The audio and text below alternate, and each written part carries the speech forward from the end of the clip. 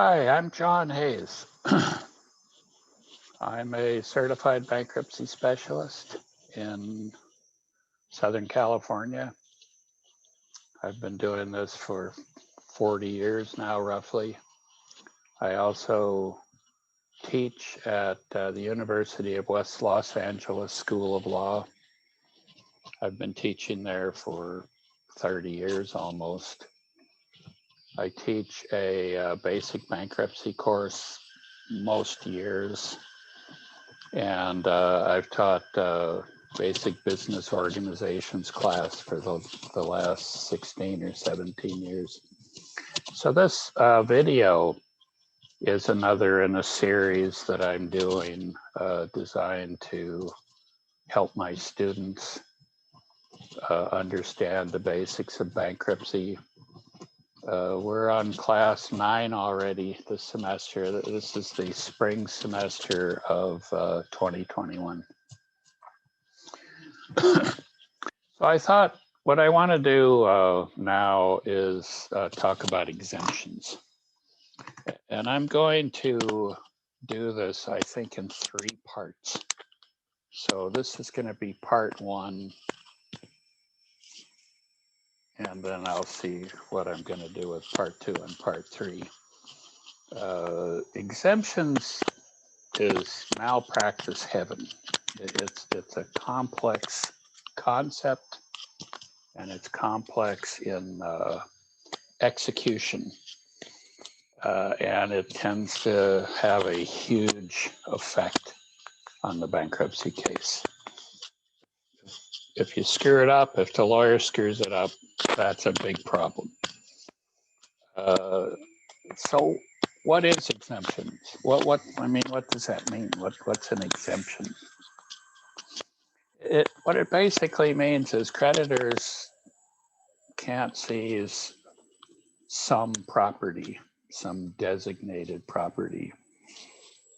You know, when the creditor loans you money and you don't repay it, the law allows the creditor to sue you to get a judgment. Once they get a judgment, they can seize your property, sell the property, and take the proceeds to pay the debt.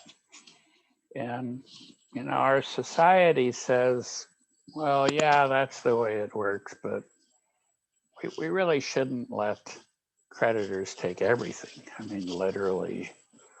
Why? Because we're human beings, and we just shouldn't allow creditors to take everything. Some stuff should be protected. I know you didn't pay the debt. I can hear the creditor already.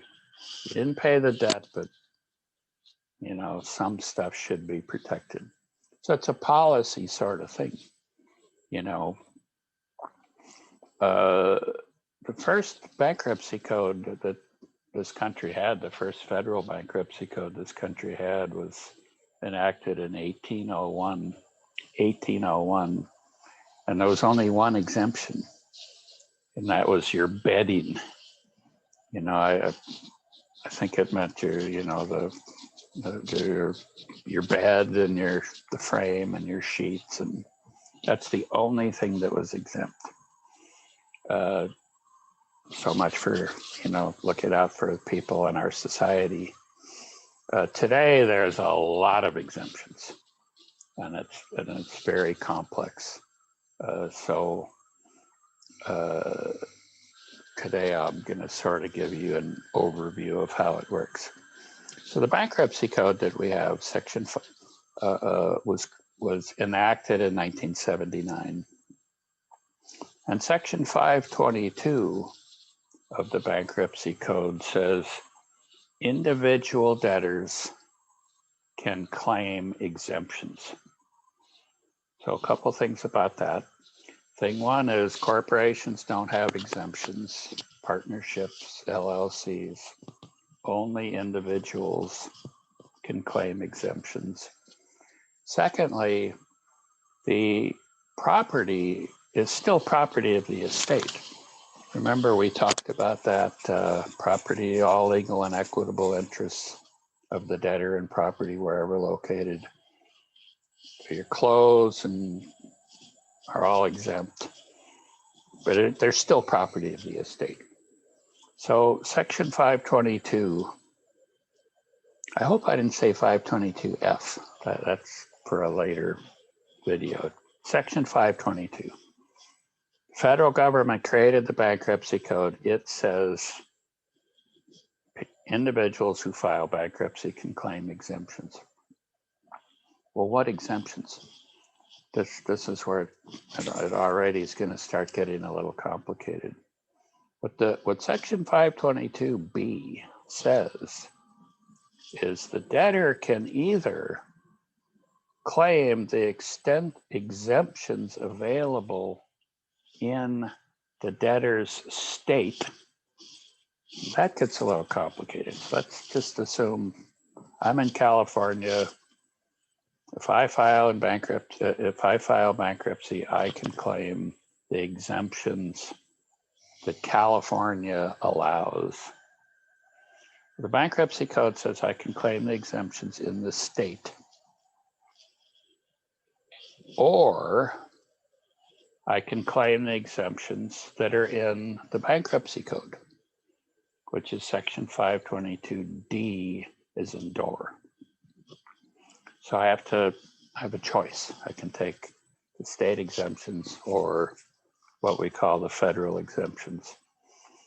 But section 522D also says that states can opt out.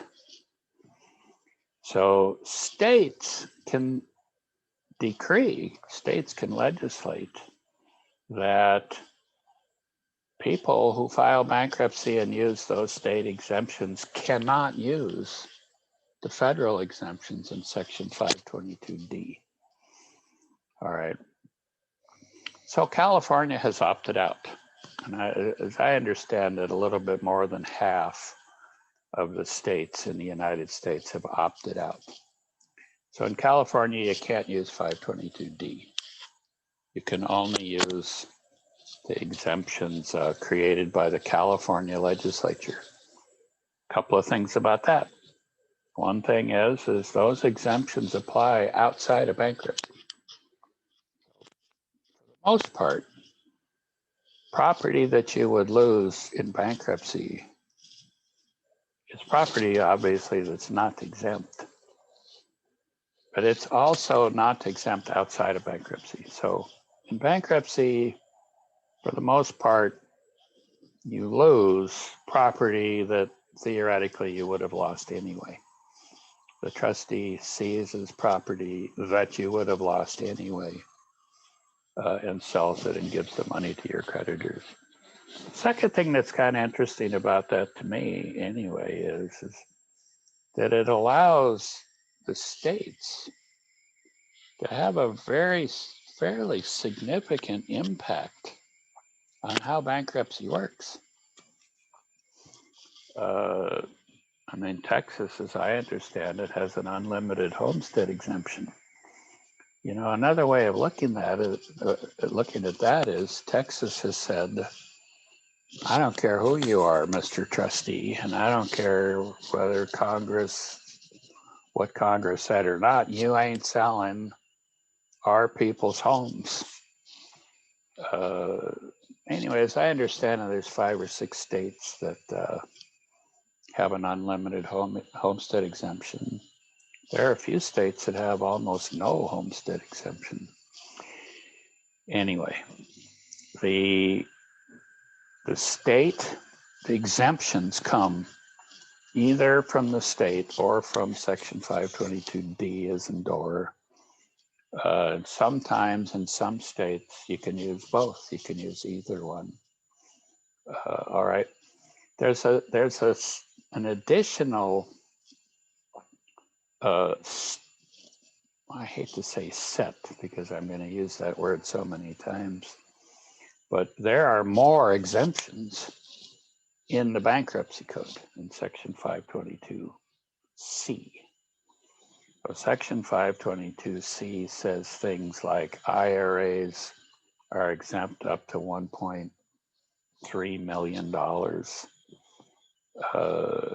So its bankruptcy code says is you can use your state or are exemptions in 522D, plus some other things, right?